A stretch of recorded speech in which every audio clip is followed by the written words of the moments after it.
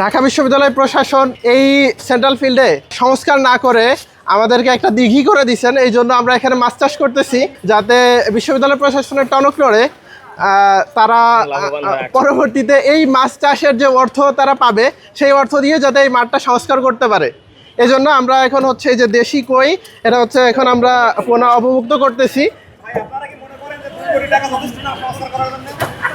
এটা বিশ্ববিদ্যালয় প্রশাসনের কাছে যথেষ্ট না, আমরা মাছ ছেড়ে দিলাম।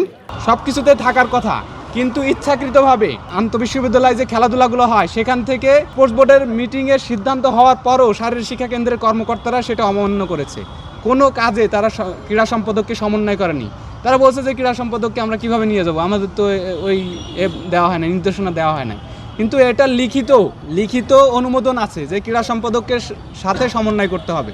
এই জিনিসটা আমরা লক্ষ্য করেছি এবং তারা চায় যে ক্রীড়া সম্পাদক যাতে তাদের কাজে বাগড়া না দেয়, কারণ এর ভিতরে অনেক ফাঁকফোকর আছে। সর্বোপরি আমি সকলের কাছে আহ্বান জানাবো যে আমাদের এই মাঠের সংস্কার কাজ যেন অনতিবিলম্বে শুরু হয়, না হলে শারীরিক শিক্ষা কেন্দ্র এবং ট্রেজারার অফিস ঘেরাও করতে আমরা বাধ্য হব। ঢাকা বিশ্ববিদ্যালয়ের শিক্ষার্থীরা আমাদের তো বেসিক্যালি সবাই ম্যাক্সিমাম অধিকাংশ কিন্তু গ্রাম থেকেই উঠে আসা, অনেক কষ্ট করে তারা পড়াশুনো করে কিন্তু এখানে তারা চান্স পায়।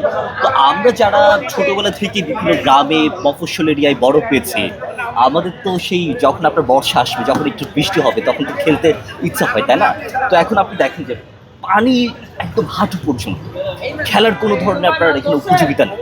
তো সেই জায়গায় আপনার এরকম একটা অবস্থা, এটা তো খুব মানে প্যাথেটিক। আমরা যত আমরা হাসি, যত আমরা এনজয় করি, এটা আসলে প্যাথেটিক।